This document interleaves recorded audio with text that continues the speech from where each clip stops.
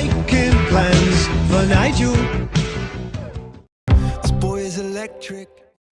Morning everyone, time for a video, my month-end video on energy and solar production, etc. And I thought I would do something completely different, and that's share with you the actual process I go through of collecting the data, updating a spreadsheet and analysing it. And that's what I basically do, and then my observations of what I see looking at the data is what I normally present in my videos.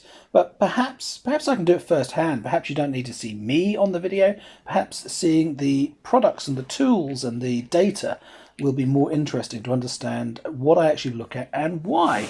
So let's start off with solar production. So most of my solar production numbers actually come from Home Assistant.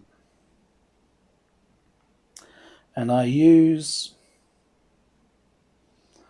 a month-end view which looks like this. So the top left of the screen, there's Solis 368 roof-mounted solar, 2.6 kilowatt hours. Well, obviously it's the 1st of July now, so this month's data is already gone. So that's not going to work, is it?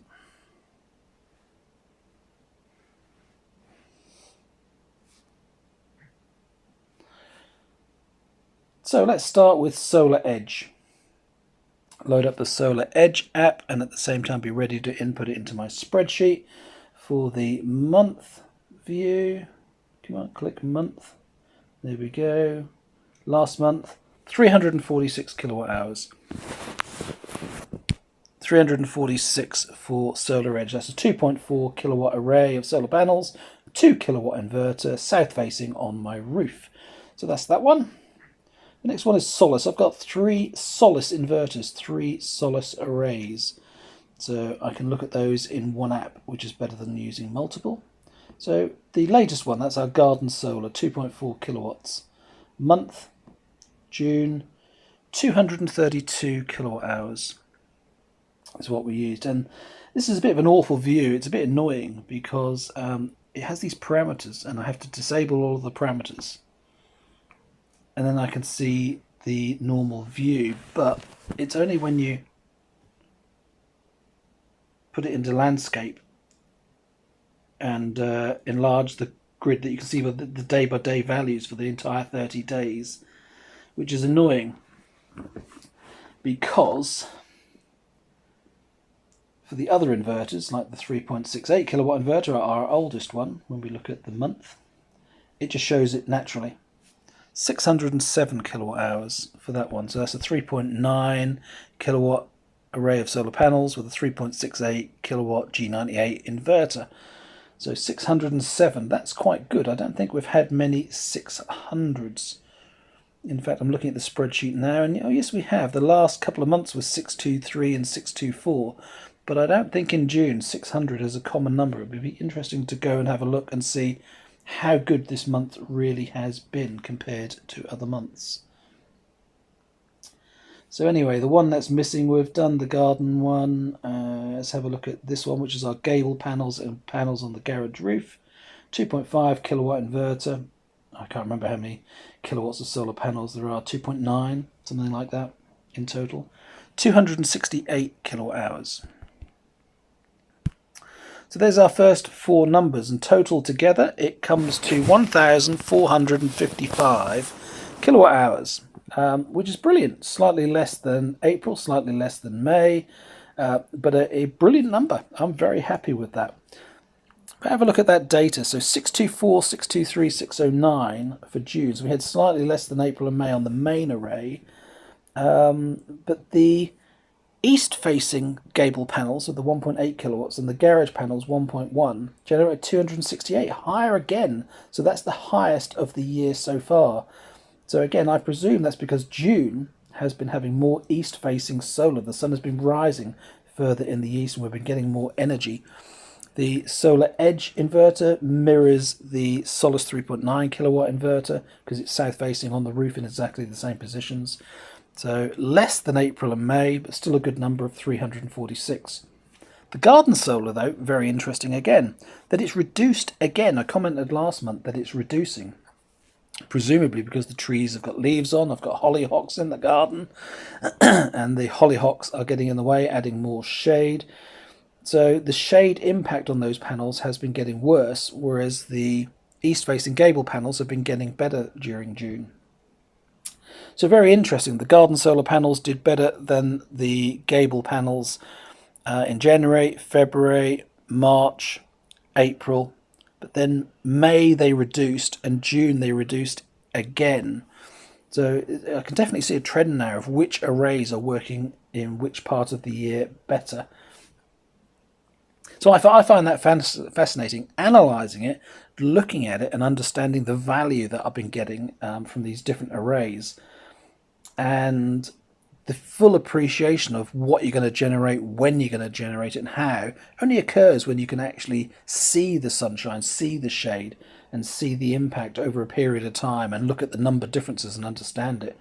But yeah, my total 1.455 megawatt hours of generation. I have a percentage there that I keep an eye on, the 56.81. That's just the comparison between a couple of arrays to make sure it's within target. But solar-wise, these numbers, so those numbers there, they're quite important numbers because they're the number of kilowatt hours I'm generating per kilowatt of solar panels. So again, to see the volume we're producing per array is very interesting. So 156.15 kilowatt hours per kilowatt of solar panels installed is very, very good, compared to only 92 for our gable panels and roof-mounted garage panels. So the shade impact on those is much, much more. So the variance that I'm seeing between 156 is uninterrupted, clear, no shade. 92, a lot of shade, a lot of issues with generation. The garden panels, 96 kilowatt hours, so it's showing more. So even though I'm generating less kilowatt hours, the number of kilowatt hours per kilowatt installed is slightly better than my gable panels still. The gable and garage panels are so inefficient. There's a lot of power, but I don't get a lot of power from them. But a couple of 100 kilowatt hours in a month is all good energy. So I'm very pleased that I've got even these inefficient ones. You don't have to have perfect installs, perfect efficiency to get benefit from solar panels. So you can put them on north faces, you can put them as garden fence panels, you can have them gable mounted. They can be in all sorts of shade inducing places, but you can still get good generation that you can benefit from. Solar panels are so cheap now that why wouldn't you install some more? Anyway, that's solar done.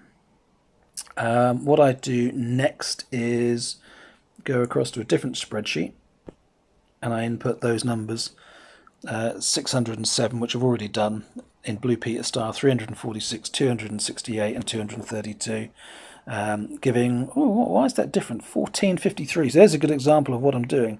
One of them's wrong. Which one have I got wrong? 232, 268, 232, 268, 346, 400. I've typed that in wrong. 609. There you go. It should be 607. 1453 is a total. So there's a good example of what goes on me inputting it into my spreadsheets. I get things wrong, but you can double check things and get them right. Okay, so I was looking at June's data and the solar comparison. Zoom in a bit more. So this chart's very handy for the visual representation of the 607 is above that 600 line, obviously, but it's only been beaten once in 2022. So it was a very good month. It's the second best June's total we've had. But because we've got a garden solar array, because we've now got 4 arrays, not 3 or 2, as in previous years, we're now generating so much more energy. To think on the 1st June that we installed this in 2019, we generated just 500 kilowatt hours. And I thought that was brilliant. I thought that was keeping us almost off grid. But now we've added 3 more solar arrays and we're generating almost 3 times as much. energy as we did on that 1st June of 500 kilowatt hours. Fascinating to look back anyway. So save that and go back to inputting data. Okay, grid. How much energy have we imported? So a different app for that. I use the Octopus app. Usage, month, June. So we have imported, oh, that's not right. We've imported 498 kilowatt hours, but the 31st hasn't updated yet. So we need to add on to it what we generated for the day. Sorry, what we imported for the day yesterday, which was 15.68 kilowatt hours. 15.68 added on to 498. So I'm not so sure that 498, does that include the 3? In which case that's 495 plus 15. 495. 508, 518, 509 or 519. Not quite sure. So I can't quite update that one accurately from there, and the other numbers in the other apps aren't very accurate. So I think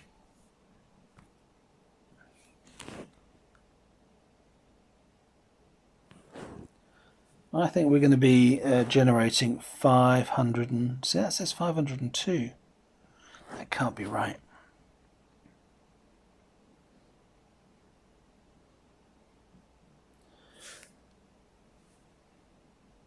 So we're going to be importing somewhere between 502 and 512, 515, depending on how this chart finally updates.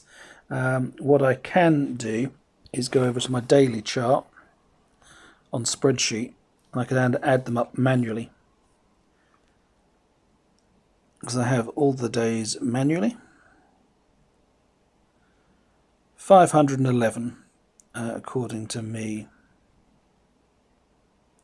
So there might be some discrepancies between these individual numbers. I could be a kilowatt hour out, but 510, 511 is the number.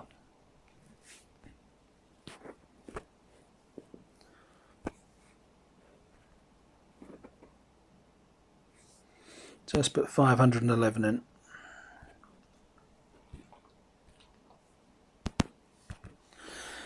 This is where I have a dilemma presenting these videos, that I'm keen to get them out to you, so I try to do them as soon as possible, but if I do it too early then I haven't got the accurate number, because it takes a couple of days before Octopus updates the monthly numbers accurately. So analysis again, grid import 511, that's a good number, a lot less than some other months that we've been having, a lot more than others, but you can definitely see the trend change in how I used energy from the grid in 2020, 2021, 2022, 2023, etc. And when we got to 24 and 25, I've now definitely started a strategy of exporting, being paid for the export, and importing energy for charging our car and charging our batteries again. So it's an import and export strategy rather than a self-consumption strategy. So very interesting to see this chart. Always a good reminder that I could go back at some point to having no grid import and just self-consuming solar. There are other ways of using solar energy. When you're generating it and storing it, you're flexible. You've got options of how to use it. So I really like that. Export then. Pre-filled in at 1394, and we're at 1329 on the chart, and yet I know yesterday we generate, oh, wrong one, there's a blue one, we exported quite a lot. So if I go over to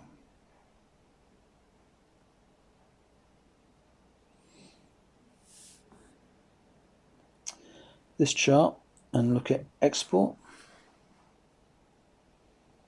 Come on. we've exported 6.4 so far, but yesterday 67.5. So 67.5 added on to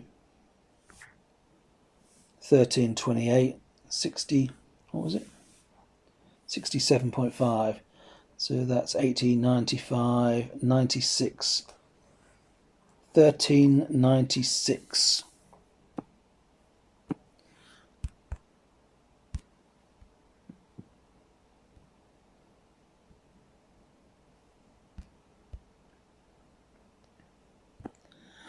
There you go, update the chart, so that's export updated. Grid, what was that, 511? So an interesting number, 1964, so that's the amount of solar power we've had and the amount of grid we've imported. So the amount of energy we've had available in the house is 1.964 megawatt hours. And out of all of that we exported, what was it? 1396. 1396. 1396 is 96% of what we generated. And we consumed 568 of that. Cost. Okay, how much did our imported energy cost us? So same chart, my daily one. I calculate the cost including the standing charge. Total cost of the energy, £50.17. Just make sure that's right. Yeah, £50.17. So I don't wait for my Octopus bill to present this number. I do it straight away on the daily values. So 50 quid. But we earned £209 export credit. So we're at £159 in credit for the month. Hot water. Okay, so now we've got a slightly different one to watch. Hot water, where do I get that from? Well, I'm using Mixergy this month. So go down to here, change the view to be monthly, and the Mixergy value, whoops, for June is 51.39. 51.39, but there should be some Eddi in there as well. Half a kilowatt hour, and it's the same number for grid and solar. So 51.39 equals 51.39 plus 0.5.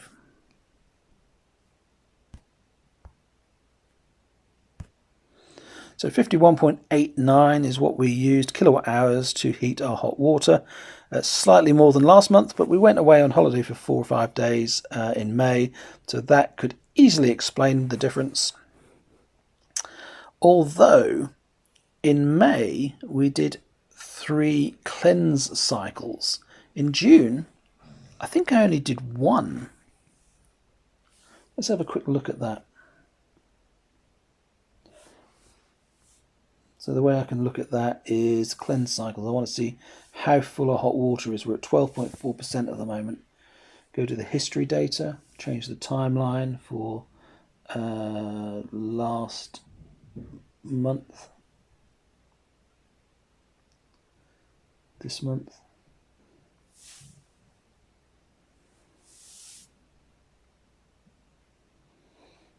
There we go. So last month, yeah, 1 cleanse cycle is all we had, where the previous month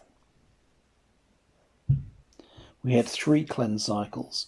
So very interesting. Maybe these cleanse cycles aren't using as much energy as I thought. I thought the more you did, the worse it would be on energy consumption, because you're heating more hot water, but maybe because you're heating less on the days after you've done a cleanse, that all evens out. So very interesting.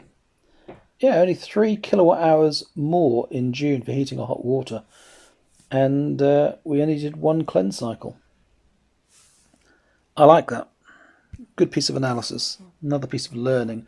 I really have been getting on quite well with the Mixergy hot water tank, doing the control of the heating and maintaining the temperature at 52 degrees C. That's been working very well compared to the Eddi, but the big thing that I just can't get over is it's a 3 kilowatt load when we heat the hot water, and it's often using the battery, not using just solar. So going back to using the Eddi this month in July is something that I'm probably going to do and see how we get on and see whether the 51.89 goes up a lot. If it does, then I'll go back to using the mixergy tank and suffer using battery consumption instead. And it uses the battery because the mixergy system doesn't know how much solar we've got and what else we're using. So it just turns on a 3 kilowatt heater and heats the hot water. And whatever else we're doing could get in the way. And if it does get in the way, or we haven't got enough solar, it uses the home storage battery to do it. The Eddi is smarter. It's using solar excess most of the time. So it takes longer to heat on a smaller heat level, but it's not using any battery power to do it. It's just using solar energy. So that's probably a better, more efficient way of doing it. But is it? You know, just because I think it is, you know, these numbers tell a different story sometimes. So I'm going to go back to using the Eddi this month in July and see how we get on, see how that 51.89 changes in July. Must remember to do that because I haven't changed it over yet and implemented it. I'll do that at the end of this. So the Zappy, where are we on the Zappy? So I go to the Myenergi app for that. Where's Myenergi? There it is. Well, there's a half decent response time. It's a shame that you can't get the monthly data faster. It should be preloaded. I'd love to be a developer with this and fix this system and make this a lot better. So last month,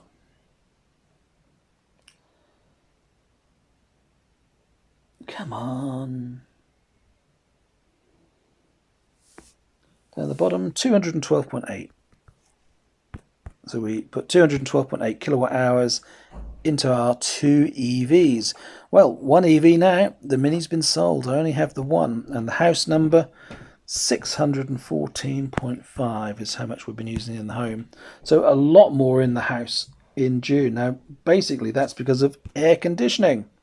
We've been using a lot more on air conditioning because it's been blooming hot.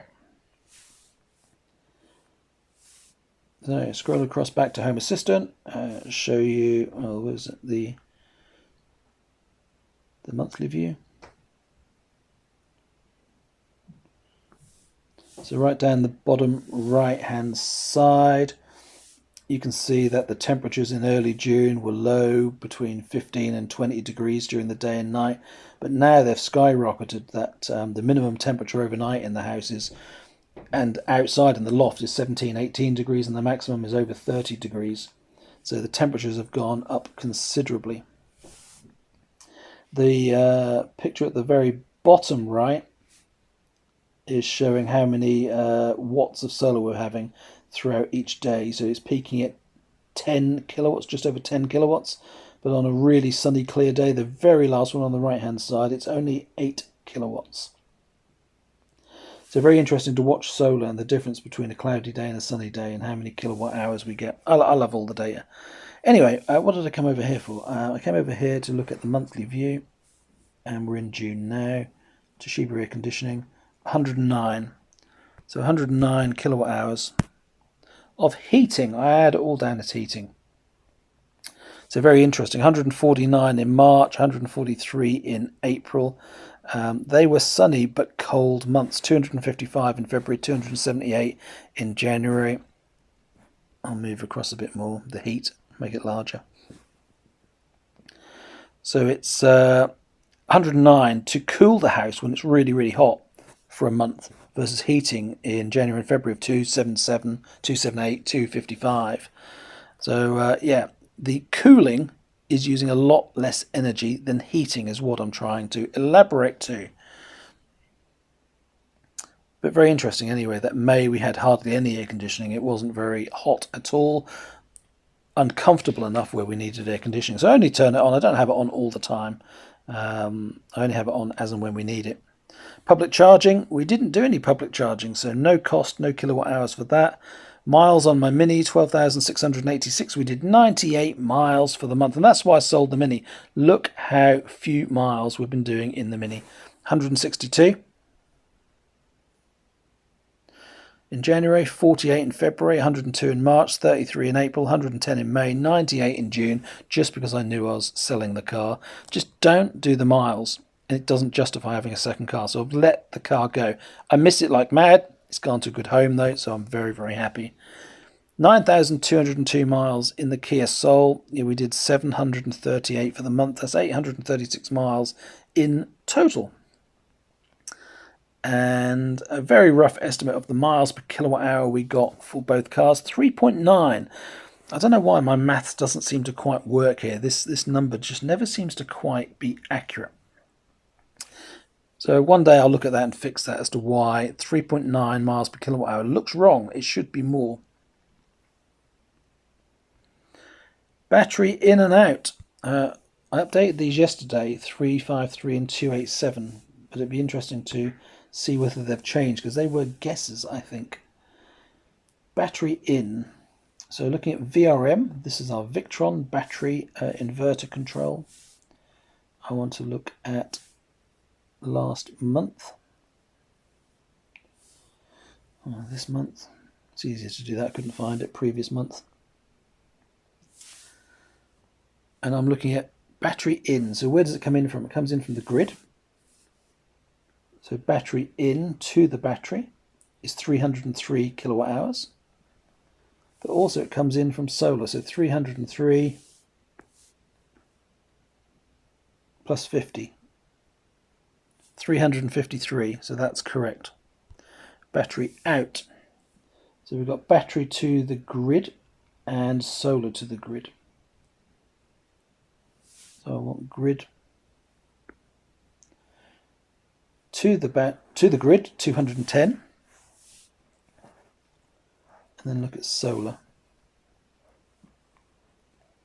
210 from the battery to the grid, and 1179. Oh, sorry, battery. Oh, I'm looking at battery out.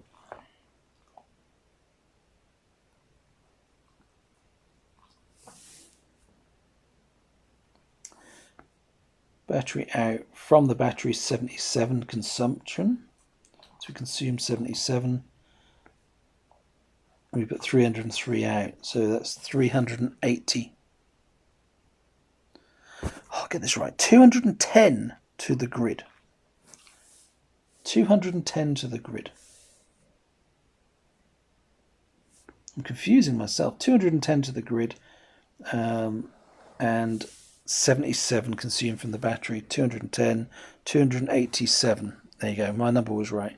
287 out from the battery, 353 in, giving an 81.3 kilowatt hour, 81.3% efficiency turnaround rate.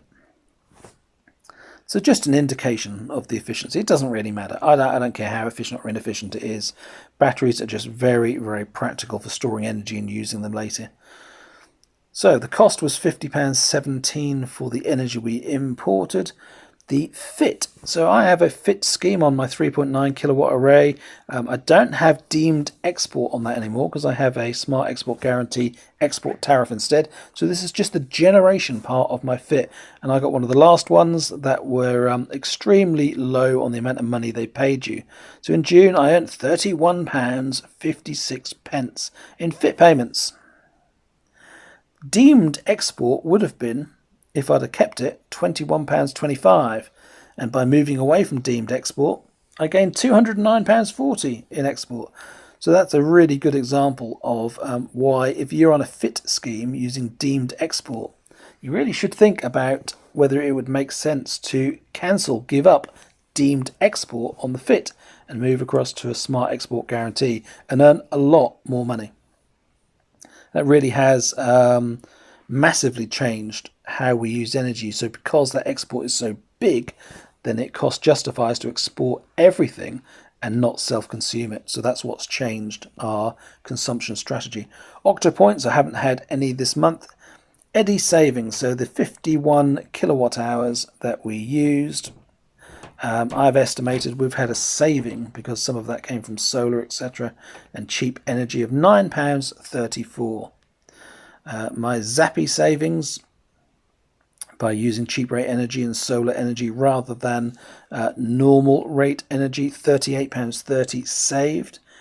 The battery, so that's energy we've used from the battery, it's cheap energy stored instead of expensive energy used, £71.75 saved. Home savings, only £2.94.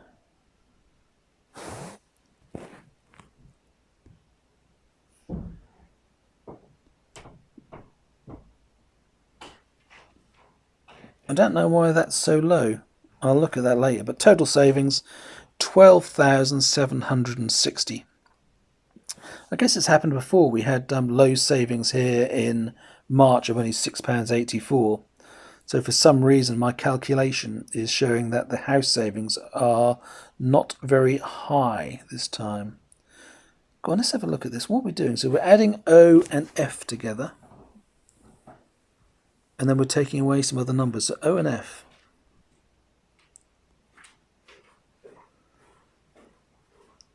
So we're adding together solar.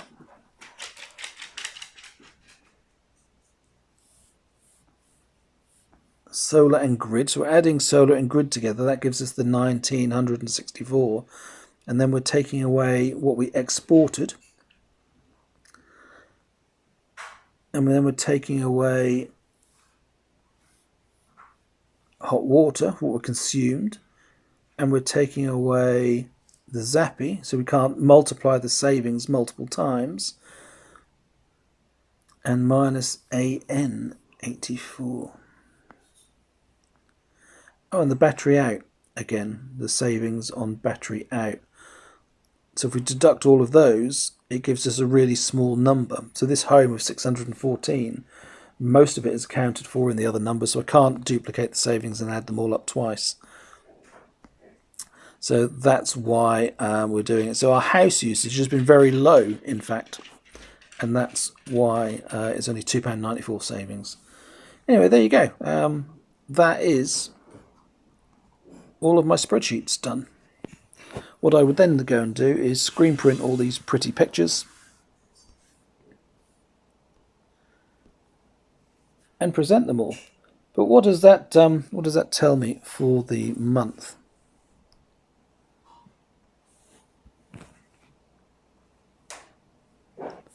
Well, the big news there is the £209 credit. That's the biggest solar credit we've had. So I was exporting from the battery as well as solar this month, and that's given us the highest amount of export for the month.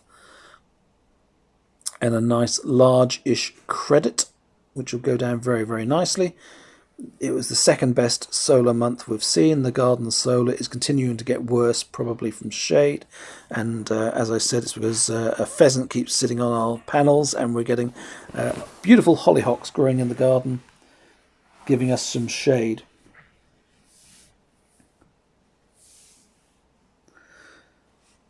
One of the other things that I can comment on is for the month, what else have we used our energy from? So we've talked about the Zappy, which was 195 kilowatt hours. I'm not sure why that is. We must have Zappy on solar to add to that as well, 16.56. So I did some charging on solar.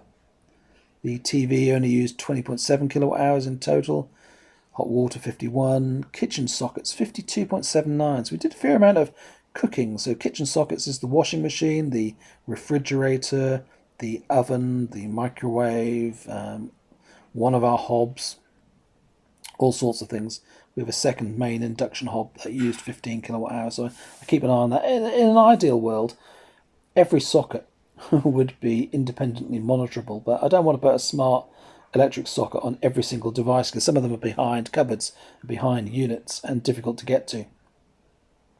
So I would rather do each consumer circuit almost in our fuse board, monitor those, and that's what we're doing with the main induction hob.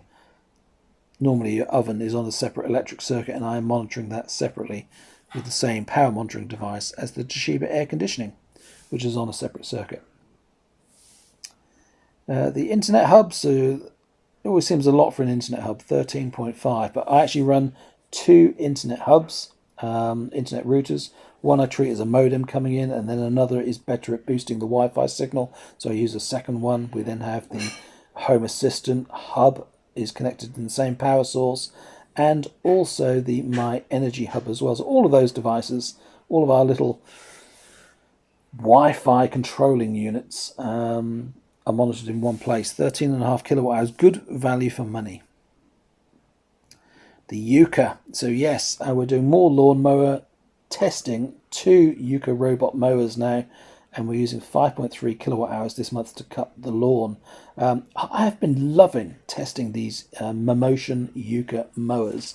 If you haven't seen the video of me testing this latest one, a Yuka Mini 800, you really ought to have a look at that. They're great fun. I honestly thought they were gimmicks. I thought I wouldn't be using it. I didn't mind cutting the lawn. It's good exercise. I quite enjoy doing it. But it's good fun setting them off on their own and letting them do it.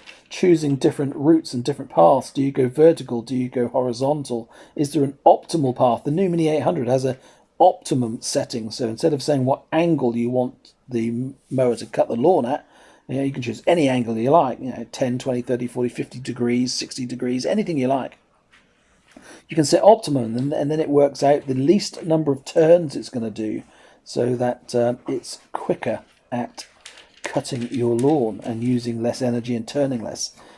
So there's so many things where it's just interesting and fascinating to watch. Sometimes when we're sat out with a cup of tea, watching, as you do as a retired person, sitting in your deck chair, just looking out over your garden, admiring the blooms that are in your garden, you can just set the mower going, have a bit of entertainment, and then watch the fun as a pheasant comes out from your hedgerow and interacts with your mower.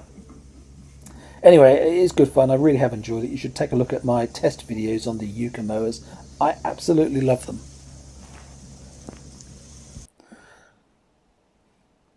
But I think that's it. It's not that interesting a month on the analysis, really. The second best solar, high amount of export, a nice credit, so everything's still working well, our strategy's going well. 109 kilowatt hours for air conditioning. Air conditioning is, it's a revelation. I honestly can't extol the benefits of going for an air-to-air heating system with air conditioning more than a radiator-based wet radiator system. The more I think about it, the more I think that heat pumps, wet radiator-based heat pumps, are soon going to be replaced again. It's soon going to be old technology, just like the CD soon replaced by the DVD. I think radiator-based heat pump systems are old and antiquated. Central heating systems, I mean, it's like having a fitted kitchen. They're just old now. Going back to bespoke custom units is much more trendy again. And I think the same for heating systems. Smart, independent controls is a much better way of going. It's a much more modern way of going than a fixed piping system, piping water under your floors and through your walls. Makes no sense to me. And for new houses, I cannot understand how we can go forward with doing that, putting pipes and water and boilers. It's madness when you can have plug and play devices that you put on your wall and plug them in and have them smart controlled, and your central heating system can be a smart central brain that controls things. It might just be Alexa or some sort of AI. So yeah, I'm happy with our air-to-air heat pump system, which is an air-to-air inverter outside, just the same as a normal heat pump, but it connects with some refrigerant in some pipes that goes into the back of air conditioning units in your house.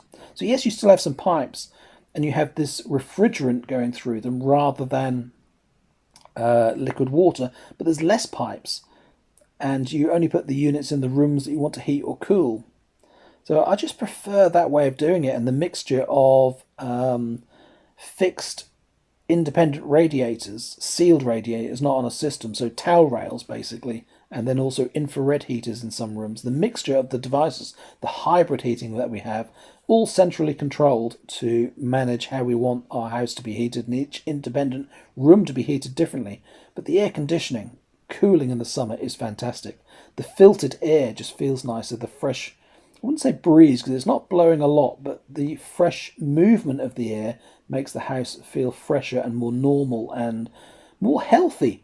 the air is filtered, and there's a pure setting where it removes bacteria from the air as well.